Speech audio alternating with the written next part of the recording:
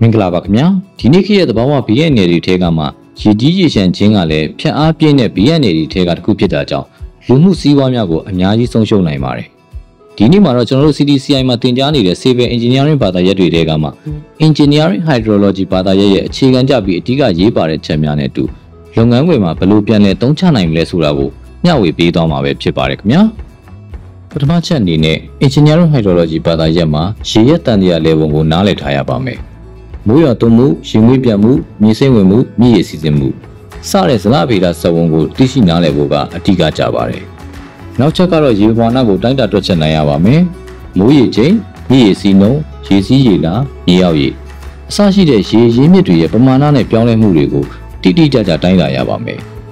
ပြီးရင်တော့တိုင်းတာချက်တွေကိုခွဲခြမ်းစိတ်ဖြာပြီးခန့်မှန်းတွက်ချက်နိုင်တဲ့ရှိဖို့လည်းလိုအပ်ပါတယ်နောက်ဆုံးအနေနဲ့ Engineering Hydrology ဘာသာရပ်လေ့လာခြင်းရဲ့အဓိကဖြစ်တဲ့ရေကြီးခြင်းမိုးခေါင်ခြင်းတို့သဘာဝဘေးတွေ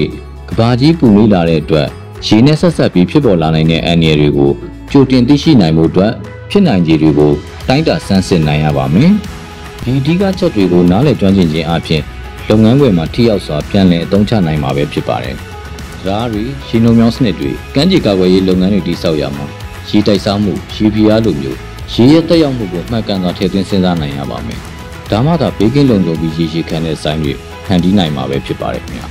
မြေစီတော်တိုက်ဆောင်မှုကာကွယ်ခြင်းရေအသွေးထိန်းသိမ်းခြင်းများကိုရေရှည်တည်တံ့အောင်စီမံခန့်ခွဲခြင်းတို့မှာလည်းဒီချက်တွေကထောက်ကူပြုပါတယ်ဆယ်တမန်တွေရေလောင်ကန်တွေဒီဇိုင်းရေးဆွဲခြင်းရေပေးဝေရေးစနစ်များပေါ်ဆောင်ခြင်းစိုက်ပျိုးရေးအတွက်ရေလိုအပ်ချက်ဖြည့်ဆည်းခြင်းတို့ကိုထိထိရောက်လှုပ်ဆောင်နိုင်မှာပဲဖြစ်ပါတယ်ခင်ဗျာရေလွှဲဆဲရေထိန်းမြန်တို့လိုရေကြီးရေရှမ်းမှုအတွက်ကြိုတင်ကာကွယ်ရေးနည်းလမ်းများရေပေးသတိပေးစနစ်များတည်ဆောက်ရမှာတုံးချပြီးလူမှုစီးပွားဆုံးရှုံးမှုတွေကိုလျှော့ချနိုင်ပါမယ်ဒီနေ့ကြောက်ရမယ်ဆိုရင် Civil Engineering ရဲ့ Engineering Hydrology ဘာသာရပ်ဆိုတာရေရဲ့သဘောတဘာဝကိုသိရှိပြီးအဲ့ဒီအသိပညာကိုသုံးချကလူသားတွေအတွက်ကျိုးရှိပြီးဘေးကင်းလုံခြုံတဲ့ဆယ်တရားရေလောင်ကန်အစရှိတဲ့စောက်အုံတွေတည်ဆောက်ဖို့ရေရင်းမြစ်တွေကိုရေရှည်တည်တံ့အောင်စီမံခန့်ခွဲမှုပဲဖြစ်ပါတယ်။ Engineer ဘာသာရပ်တွေကိုလေ့လာနေကြသူတွေအတွက်အခုလိုဘာသာရပ်ဆိုင်ရာဘုဒ္ဓဘာသာများကိုအမြဲတမ်းမျှဝေပေးသွားမှာဖြစ်လို့ CDCI ရဲ့ page ကို follow လုပ်ပြီးစောင့်ကြည့်လေ့လာနိုင်ပါတယ်ခင်ဗျာ။နောက်ဗီဒီယိုလေးမှာပြန်တွေ့ပါမယ်